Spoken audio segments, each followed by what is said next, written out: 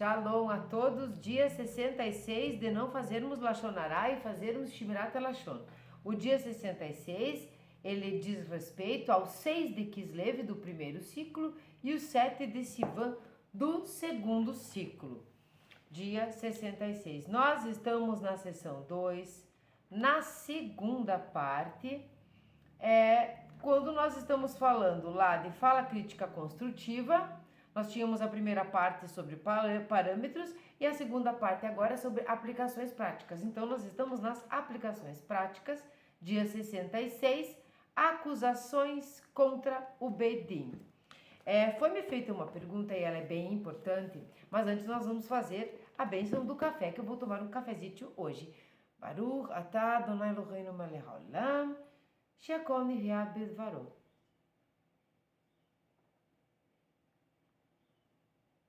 É realmente uma pergunta muito importante. Provavelmente tenha sido de alguém que não assistiu todos os vídeos desde o começo da playlist do Hafetz Haim, uma lição a cada dia. De não fazermos Lashon Hará, fazermos Shmirat HaLashon. A pergunta é a seguinte, como é que nós realmente vamos usar isso na prática, se nós não temos sinagoga, se nós não temos Beidim, se nós não temos o Sanhedrin, se nós não temos, enfim, os tribunais, e como é que isso é visto como uma lei? Eu quero dizer para vocês o seguinte, que é bem importante que todos vocês que estejam chegando aqui, por exemplo, agora, sejam todos muito bem-vindos ao canal. Este é um canal judaico com um foco religioso, sim, mas ele é para quem? Para nós, Bnei Noach, né? Que ninguém vai querer ensinar o judeu a ser judeu. Não podemos fazer isso. Mas nós vamos fazer o quê? Nós vamos falar para um público Bnei Noach e simpatizantes e quem quiser assistir, né? E tirar proveito desses ensinamentos judaicos. Quando nós somos Bnei Noach, nós precisamos fazer isso. É diferente de uma pessoa que simplesmente está curiosa. Nós precisamos fazer isso, porque as leis, na verdade, são as mesmas. A Torá é a mesma. Então a pergunta da pessoa era sobre o que é que tem a ver, como é que nós vamos colocar essas coisas que são tão antigas que ele explica aqui nos nossos dias de hoje. Vamos entender o seguinte. Então, se você não viu os outros vídeos, é importante começar do comecinho, porque tem toda a parte teórica mesmo. E agora ele coloca em prática aquilo que já foi falado em muitos outros momentos aqui. Mas eu vou aqui aproveitar, porque você não vai agora voltar lá atrás e ver vídeo um por um. E dizer o seguinte, não é a Torá, não é a lei de Deus que deve se adaptar à nossa vida, não é? Mas nós que devemos não só nos adaptar à Torá, como cumpri-la. Por isso, como é que eu vou dizer? Nós somos monoteístas e este é o livro, este é o mandamento único, esta é a palavra, esta é a escritura de Hashem, não é? Então não é só o nosso manual, mas é tudo, é o próprio Deus, né? Vamos dizer assim, né? Isso são metáforas. Então a pessoa pergunta isso, como colocar agora? Imagine que se nós tivéssemos a compreensão, se nós tivéssemos resolvido isso em nós, na sociedade, na nossa vida dentro de casa, na nossa vida como indivíduos, não cometer nenhum tipo de maledicência, compreendermos tudo o que significa Lashon Hará, que não é só uma fofoca. Se nós já tivéssemos compreendido e resolvido isso, nós não precisaríamos nem de tribunais, nós não precisaríamos de polícia, nós não precisaríamos de juízes, nós não precisaríamos do direito. Mas o homem é falho. Às vezes a gente diz, porque estamos aqui para fazer o conserto, o tikkun. E às vezes nós também escutamos aquela expressão, que já vão ouvir muitas vezes a gente falar aqui, sobre tikkun olam, por exemplo, o conserto do mundo. Isto é uma metáfora. Por quê? Porque o mundo é perfeito. Como assim, Sharon? Agora todos dizem que não é perfeito, que estamos para consertar. Você vem e diz quem você pensa que é. O mundo é perfeito naquilo que ele se propõe, não é mesmo? Então ele é exatamente como ele deveria ser, ele é perfeito e completo aqui. Para que ele serve? Qual é o seu fundamento? Então nós não somos perfeitos, mas nós estamos né? Nós temos a centelha perfeita divina, nós estamos num mundo que é perfeito para o objetivo que ele tem de ser cumprido, que é nos aperfeiçoar. Nós precisamos do mundo como ele é para que nós nos trabalhemos, porque Hashem fez cada coisa como ele achou que deveria fazer. Então o mundo é perfeito para o propósito que ele se propõe, não é mesmo? Então quando nós estamos vendo essas coisas acontecendo, nós estamos falando de Lashon Hará, nós estamos falando de maledicência, nós estamos falando de direito, né, do direito jurídico e tudo mais, nós estamos vendo pessoas que precisam se aperfeiçoar. Nós estamos vendo que precisamos da lei porque nós não somos corretos, porque se nós fôssemos, nós não precisaríamos. Então, não é a Torá que se adapta à nossa vida, é nós que nos adaptamos à Torá. Nos adaptamos e cumprimos. Então, quando a pessoa pergunta isso, ela tem esta dúvida, e é uma dúvida muito importante, uma pergunta muito inteligente, é porque nós precisamos imaginar grupos de pessoas. Nós somos seres sociáveis, seres políticos, por isso nós vivemos em comunidade. Então, quando você escuta aqui um vídeo, eu leio, né, a lei aqui do Hafetz Haim, o Rabino Israel Meir Kagan, no seu livro Uma Lição a Cada Dia, uma adaptação feita, vamos ler aqui o nome que eu nunca leio, né?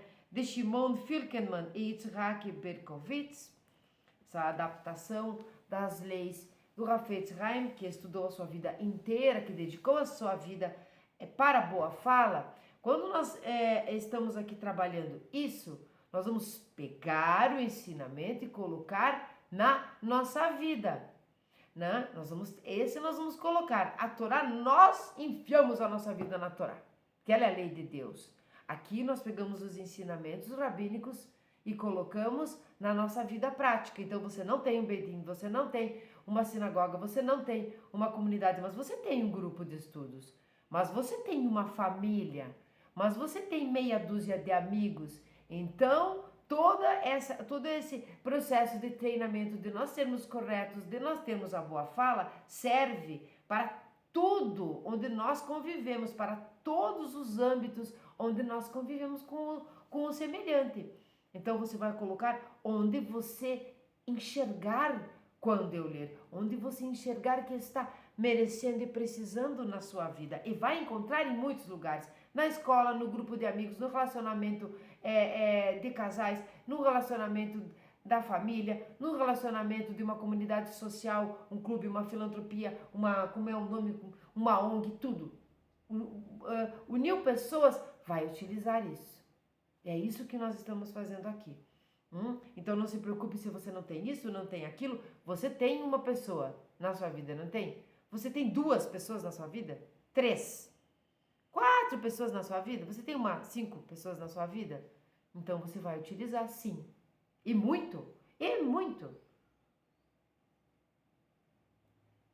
Isso é quando nós falamos, por exemplo, de orações. Quando nós falamos de orações, vamos orar para Deus, vamos pedir, pedir, pedir. E devemos pedir mais e pedir mais e pedir mais. Então Deus fica muito feliz porque você está estudando. Deus não fica feliz porque você está estudando. Talvez Deus nem saiba que você está estudando. Mas Deus fica muito orgulhoso de mim porque eu estou cumprindo. Não, ele não fica muito orgulhoso, porque Deus não é orgulhoso. Nenhum atributo humano é cabível a Deus. Nenhum. Não é alguns sim, alguns não. Nós não estamos falando de uma pessoa. Nós não estamos falando de uma entidade. Nós estamos falando de Deus. Então as orações, quem precisa somos nós. Os pedidos, quem precisa somos nós. É quando um pai e uma mãe sabe sim que você precisa de uma calça jeans, mas você não se comportou muito bem e gastou numas porcarias por aí. Então ele sabe muito bem que você precisa. Claro que se você estiver andando nu por aí, ele vai te dar sem que você peça. Mas se você tem uma calça lá rasgada, uma velhinha, gastou seu dinheiro com outras coisas, enfim, você não se comportou bem, está fazendo o tikkun, você vai precisar pedir para o pai e para a mãe, né? Para o papai, para a mamãe, eu preciso de uma calça. Não porque ele não saiba que você precisa, ou eles não saibam, mas porque você precisa pedir. É você que precisa pedir, para você entender que precisa merecer. Então nós pedimos, nós merecemos ou não. Então, é assim que funciona. Então, este trabalho aqui, em todos os âmbitos da nossa vida. Algumas coisas nós não conseguimos adaptar muito bem nas palavras aqui, porque me propus a ler como são. Eu não sou um rabino, eu não sou uma douta nesse ou naquele assunto. Então, nós vamos trabalhar em cima do pensamento dos sábios. Nós vamos interpretar o pensamento dos sábios. A não ser que algum dia nós sejamos grandões o suficiente para inventar alguma coisa. Por enquanto nós não criamos nada, né? Nem co-criamos nada, nós nem inventamos nada. Então, nós interpretamos o que já está aqui, praticamente pronto para nós. Nós precisamos aprender a usufruir, desmembrar isso e utilizar na nossa vida de forma benéfica, ter um benefício com isso. Para nós mesmos, para o nosso entorno, para angariar o mundo vindouro e tudo mais. Vou contar aqui uma curiosidade cabalística, mas talvez nem todos saibam. Sabe, a gente fala assim, Adam Arishon e Havá viveram no Gan Eden. Bom, eles estiveram no Gan do Éden.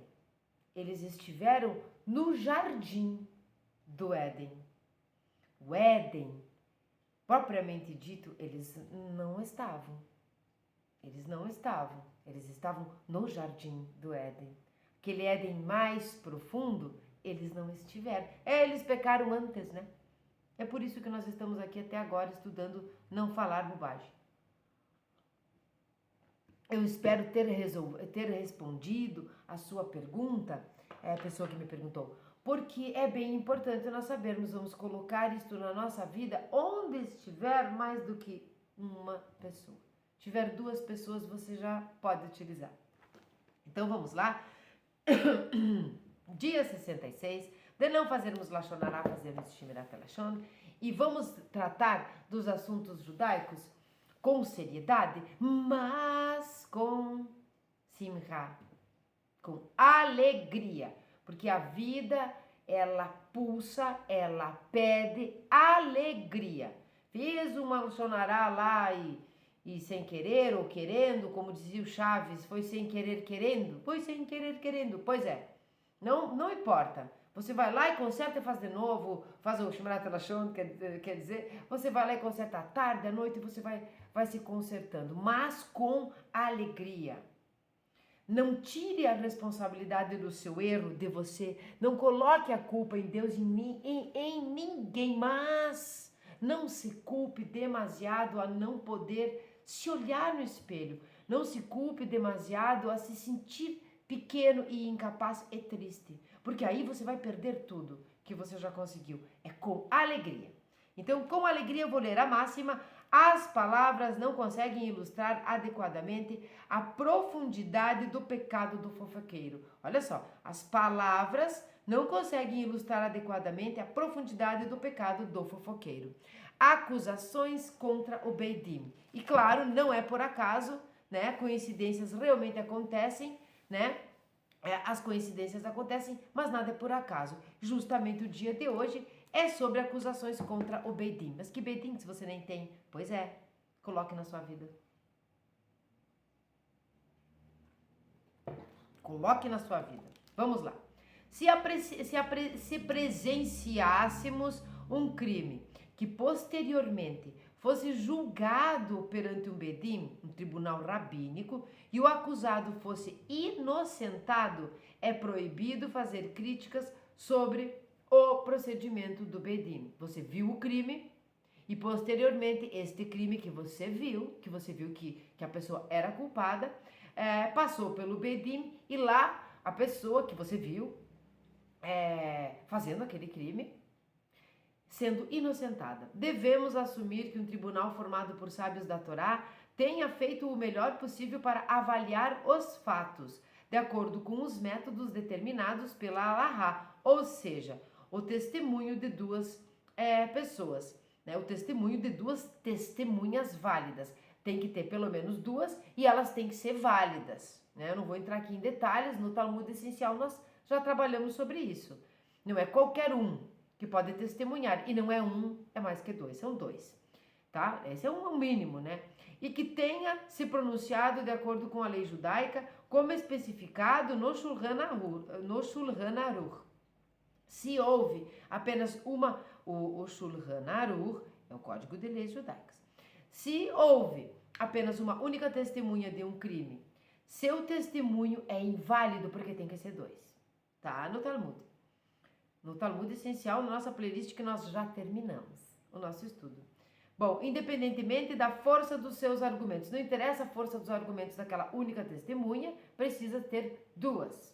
Além disso, temos de aceitar a realidade de que os humanos são limitados em sua capacidade de determinar e executar a justiça absoluta. Por isso que nunca termina, entende? Porque nós somos limitados para isso e vamos errando. Erra o juiz, erra o não juiz, erra o advogado, erra o promotor, erra o réu, erra a vítima, todo mundo erra. Então nós não conseguimos realmente parar com isso, executar a justiça absoluta. Por quê? Porque absoluto é só Deus. Em última instância, a correção da injustiça social é atribuição do poder de Hashem. Aqui nós vamos novamente, deve ser a 40ª vez que eu falo essa história. Mas ela cabe em tudo. Então você entra num lugar, né? Você entra num pavilhão lá, e lá dentro você tem uma pessoa morta lá dentro e mais outra pessoa viva lá dentro. E você entra. Quem foi que matou essa pessoa morta? Né? Você pode até entrar e ver que você não foi, mas também não pode acusar o outro. Não pode, né? Não pode porque você não viu matando, mas ele está lá, o morto e a pessoa ao lado do corpo. Quando você sair de lá, você pode dizer para a justiça, olha, eu cheguei lá, entrei lá, a pessoa estava morta lá e fulano estava ao lado dela, foi ele. Mas o fulano que estava ao lado pode dizer não. Eu entrei lá e estava morto e você. Não existe aqui, alguém é culpado, alguém matou, tá? Vamos pensar que alguém matou. Não existe como provar isso. Neste momento, você não tem ali um celular para gravar, você não, enfim, não tem a tecnologia, não tem como. Quando você sai lá de dentro, né, por algum motivo, os 2 saem, o corpo do morto é retirado, então os trâmites começam e tudo mais, e você que matou, não você que entrou depois, você que matou a pessoa é picado por uma cobra. Essa história eu já contei muitas vezes aqui. Então você é picado por uma cobra e morre. Quando o ser humano não consegue de forma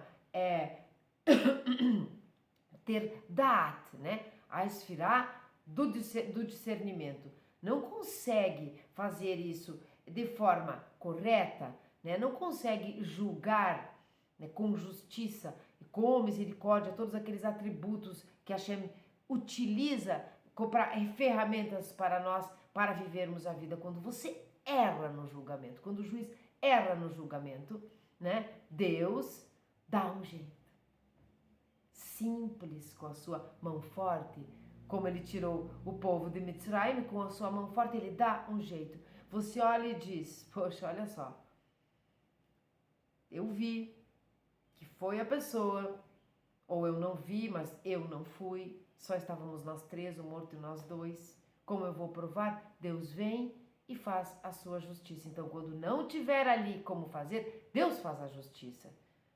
Com benevolência, com misericórdia, mas é Ele que cumpre isso. Não cabe a você ir lá e dizer, olha, o fulano lá, o juiz tal, ele foi... Não. Eu conheço a história de uma pessoa que fazia muitos concursos.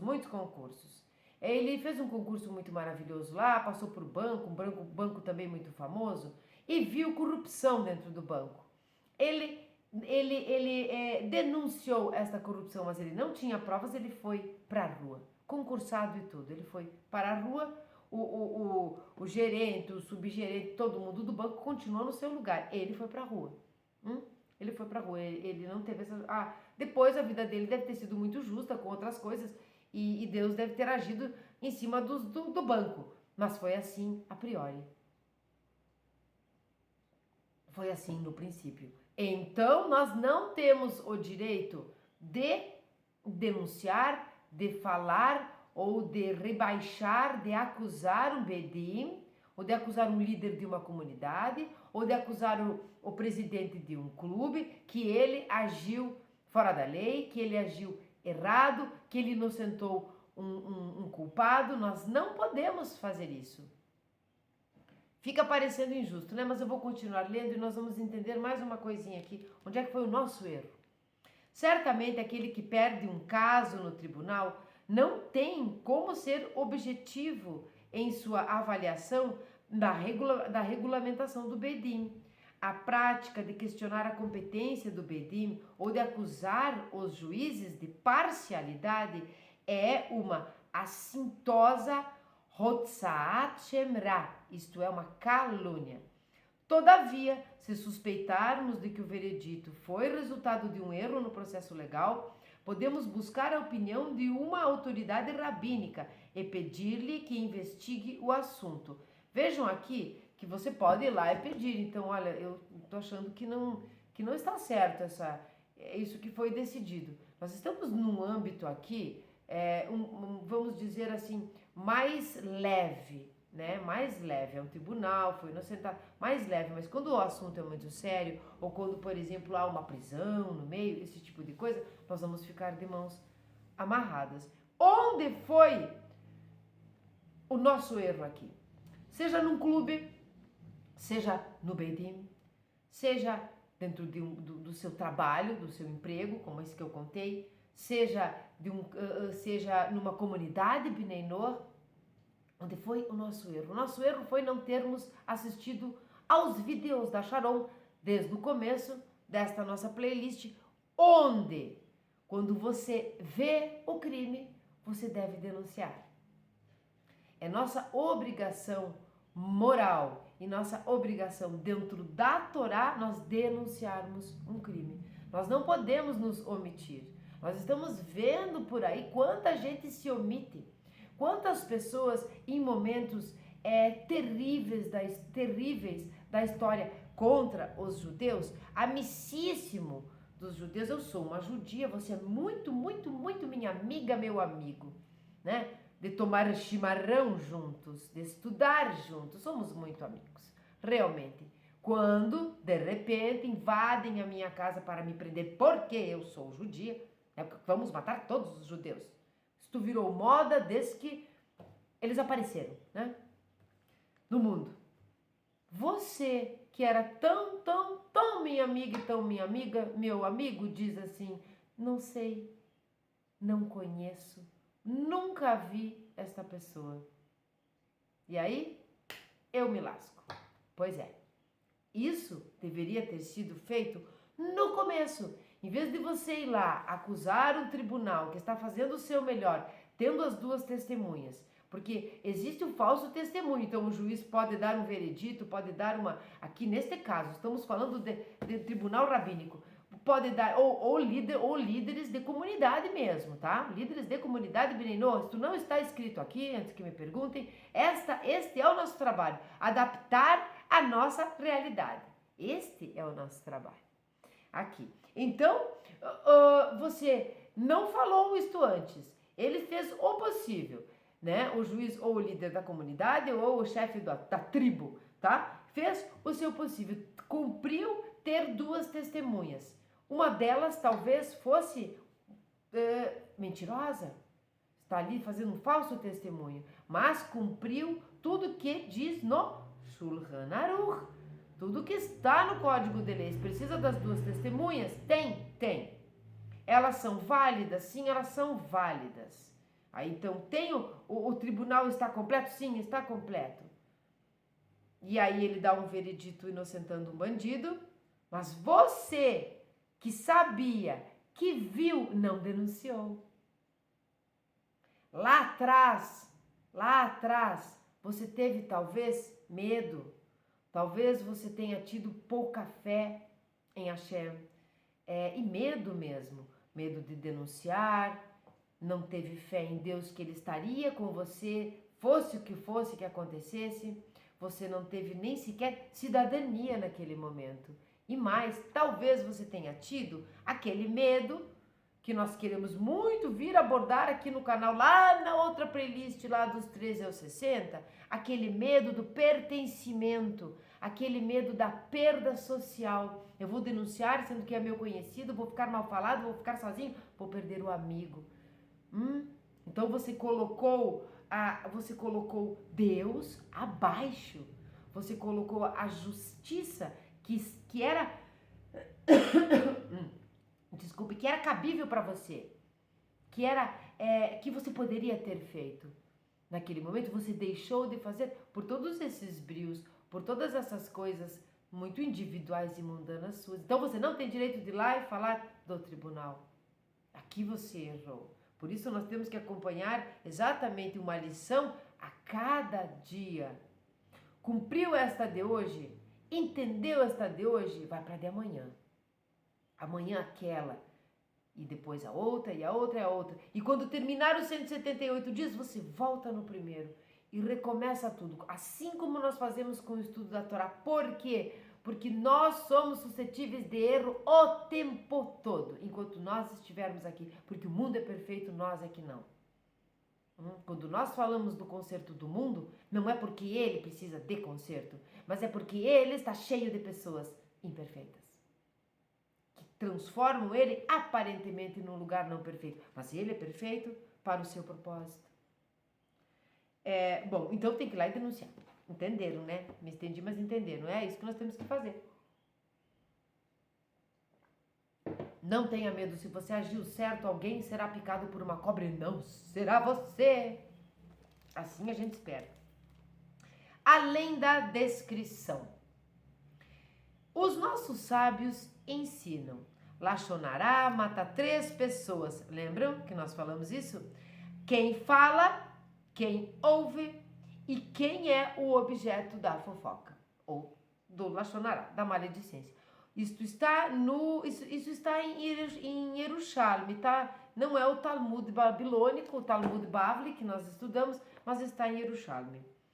Um fofoqueiro provoca o pecado de muitas pessoas ao mesmo tempo, pois ele reúne uma multidão para que ouçam o seu mexerico mais recente. Lembram que nós já falamos isso muitas vezes, quando você escuta, quando você é cúmplice, quando você acaba rindo junto, quando você acaba cometendo o mesmo, enfim, Lachonará é explicitamente o pior pecado. Ele é a alavanca de todo o resto.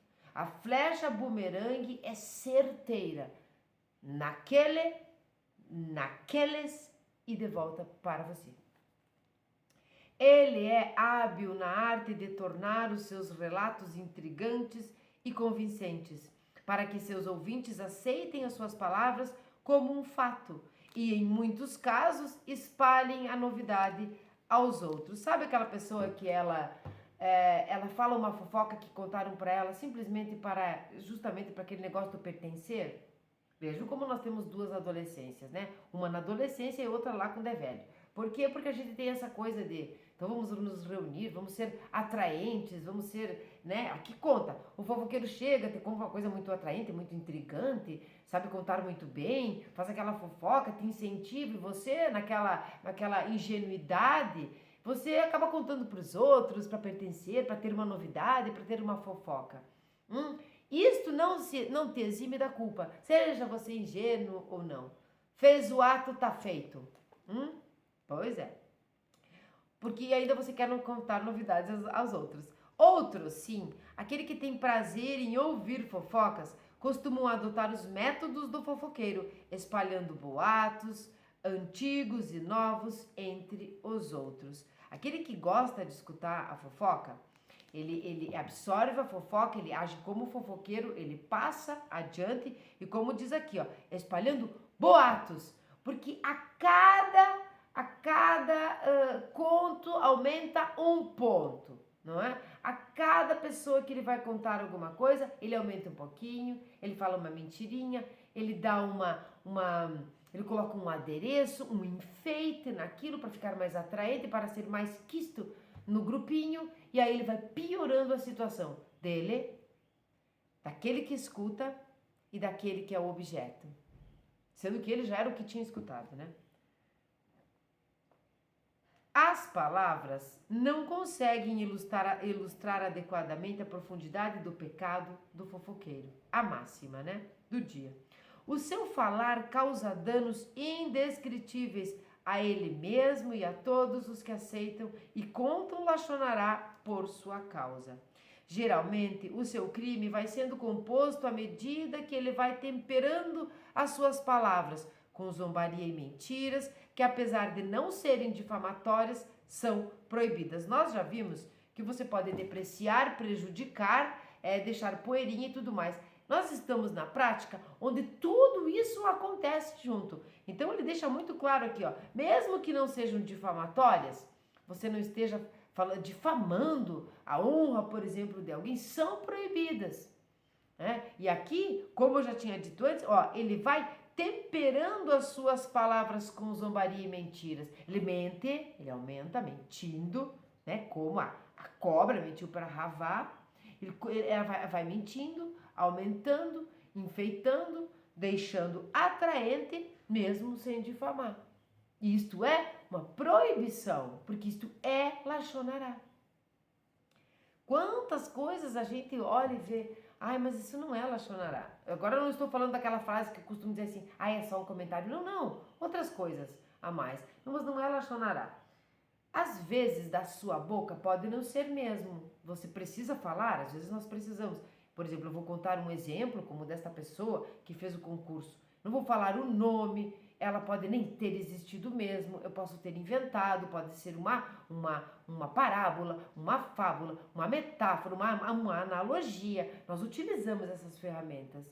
Mas quando nós colocamos nomes ou quando nós falamos realmente de alguém e tal, a pessoa que nos escuta nem sempre pensa como nós. Por exemplo, eu preciso te contar isso porque isso é importante, né? Como naquele momento que nós precisamos falar o que aconteceu para prevenir o dano que essa pessoa é acostumada a causar em você, né? Então nós vamos ter que prevenir. Aquela pessoa não, ela escuta, mas ela não absorve assim. Ela acha assim que você está falando lachonará e ela acaba falando também e há mais. Então dá um meio de campo muito confuso, muito complicado, não conseguimos nos acertar aqui, por isso precisamos entender o passo a passo de não fazermos lachonará.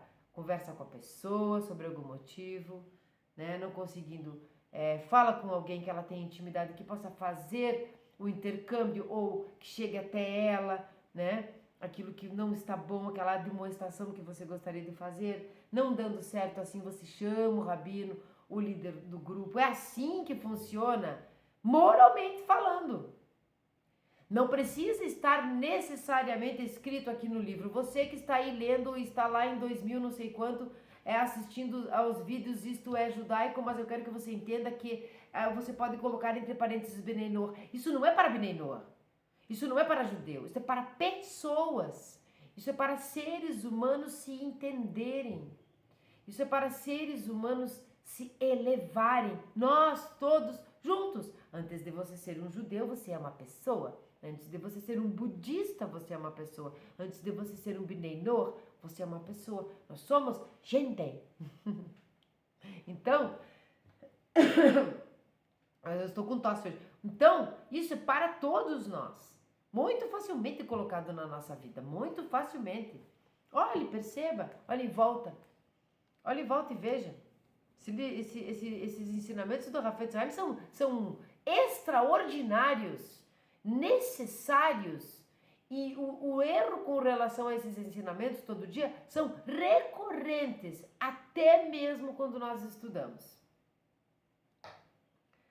Sabe que quando que nós não vamos mais precisar de nada disso? Existem alguns cabalistas, não me peçam nomes, pesquise.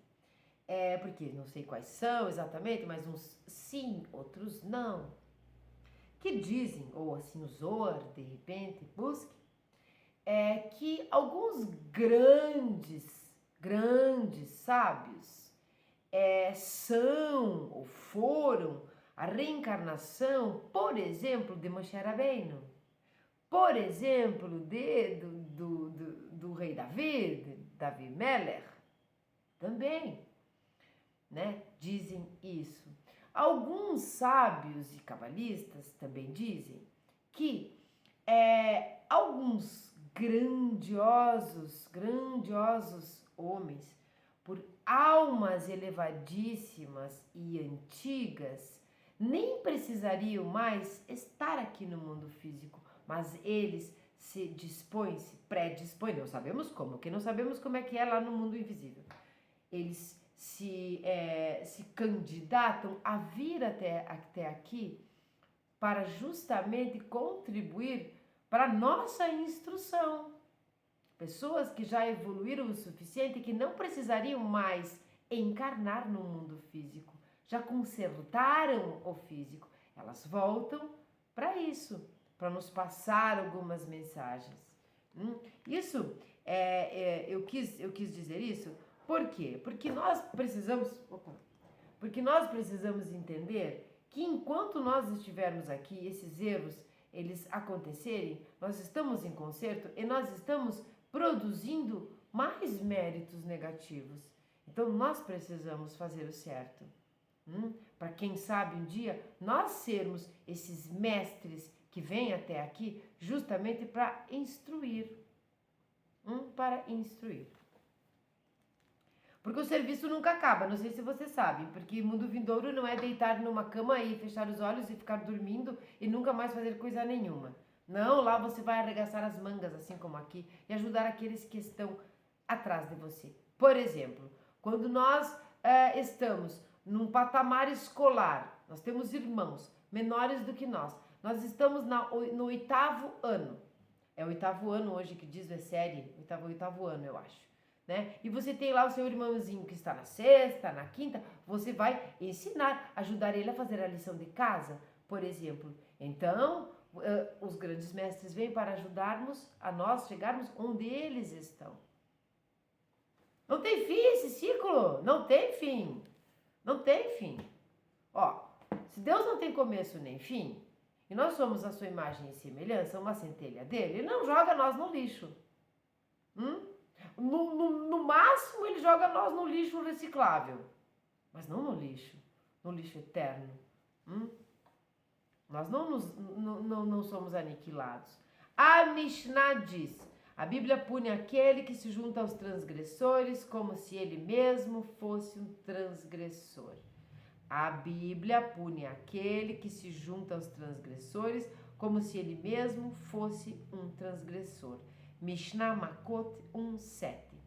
Quando você, sai da Bíblia agora, quando você está junto com um transgressor e o transgressor está transgredindo, por exemplo, fazendo um abigeato, que é aquele furto de gado, de ovelha, não sei, de animais. Você está junto, você é cúmplice. A polícia chega, você fica de fora e aquele é o que é preso, os dois são presos. Porque quem anda com cobra, cobra é. Cobra não anda com peixe. Então, o transgressor, se você pune aquele que se junta aos transgressores, como se ele fosse um transgressor, assim é no mundo de Deus, assim é na Torá, assim é na vida prática. Com certeza, todo aquele que se dispõe a unir-se ao grupo dos fofoqueiros deverá ser julgado por isso e será inscrito nos céus como fazendo parte da fraternidade dos perversos. Olha só, fraternidade dos perversos. Isso aqui é Tzavaat Rabi Eliezer 7. Eu não quero fazer parte da fraternidade dos perversos. Você quer fazer parte da fraternidade dos perversos? Ou você quer denunciar enquanto é tempo para ajudar a rapidez desses méritos positivos, até mesmo daquele que você denunciou? Porque aí ele vai pagar logo o que ele deve, vai ficar isento daquilo. Ou você quer acusar um bedim, porque na hora que você poderia denunciar você não o fez, mas aí você ficou todo arrependidinho, sentiu que não tinha sido muito idôneo, aí eu fui ruim de negócio, eu vou dizer que eles erraram aqui. Agora, tardiamente, prevenir ou remediar, você preferiu remediar, causando mérito negativo para você, mérito negativo da sua acusação, para os próprios juízes, para a própria vítima e para o réu também? Porque você atrasou aqui o pagamento dos boletos? Então, denuncie quanto é tempo, admoeste com carinho, com respeito, mas faça isso, denuncie, porque o errado deve ser denunciado. O certo deve ser exaltado, ou no mínimo deve ser só deixado certo por certo. Porque é certo. Aqui, então, esse foi o nosso... aqui, ó, muito interessante, assim, ó, andar com transgressores. Aqui tá mais aquele problema lá. Também você não denunciou lá porque queria continuar sendo amigo daquele bandido, sei lá, ou porque não queria ser mal visto. Pois é, aqui também, ainda andou com os transgressores, vai ser culpado também. Você pode até não ser culpado ali no momento, mas vai ser um dia. Quando a gente fica dizendo assim, por que os bons sofrem, os maus se dão bem? É tudo temporário. É tudo temporário. Tanto o bem quanto o mal está dentro de cada um de nós. E tanto o bem quanto o mal é temporário, enquanto nós estivermos aqui nesse mundo. O bem só vai ser totalmente bem quando todos forem do bem. Mas nós vamos precisar ter um Yetzirah para equilibrar isso. Senão, nós nem aguentamos tanta luz. Esse foi o Lashon Hara do dia 66, ou melhor, esse foi o vídeo do dia 66 de não fazermos Lashon Hara e fazermos Shmirat HaLashon. Eu espero que vocês tenham gostado. Eu quero que vocês comentem aqui embaixo. Comentem aqui se vocês estão vendo mudanças na sua vida. Se tiverem alguma pergunta, pode me mandar lá no Instagram, Sharon Judaísmo. Pode me mandar no direct, não tem problema, mas pode comentar aqui nos comentários, onde todo mundo pode ver e pode contribuir e também comentar. Compartilhem para que mais pessoas possam conhecer sobre esse trabalho e que nós possamos sim nos elevarmos juntos, porque já tá tarde, até tá tarde já para isso começar. A gente tá vendo as coisas piorarem, estamos vendo as coisas boas e as coisas ruins. Acende uma vela aqui e vem a escuridão daqui. Aí aumenta um pouquinho a vela lá, bota 2 velas, mais escuridão aqui. Escuridão, vela, escuridão, luz, escuridão. É um arsenal, assim. Um arsenal de ilumina, escurece. Ilumina, escurece. Vamos ajudar a todos nós. Fazermos um Shmirat HaLashon. Abrimos a boca simplesmente para proferir as curas. Não a toxicidade, vamos curar, não adoecer as pessoas. E vamos ter o mérito de termos a recompensa, de virmos nas outras vidas até chegarmos no Gan Eden, não sei, ou pelo menos no Gan, do Éden. Vamos chegar com louvor. Vamos chegar com louvor. Bom, então vamos lá, hoje eu vou ler o Salmo 93. Shalom a todos, tenham um maravilhoso dia. Vou tomar mais um pouquinho antes de falar. Opa, esse aqui não tem mais, acabou, vou tomar uma água. Vou tomar uma água, não tinha tomado, vamos fazer a bênção novamente. Lembrem disso, viu? Lembrem disso. Tá ali tomando café agora, mas eu já tô no embalo. Não, mudou. Mudou o alimento, mudou a bênção. A bênção é a mesma, faz de novo, o alimento é outro. Agora você vai redimir esse. Agora você vai agradecer, tomar a água. Antes você agradeceu, tomar o café. Baruch atah Adonai Eloheinu melech haolam. Shekol niriad dvaro.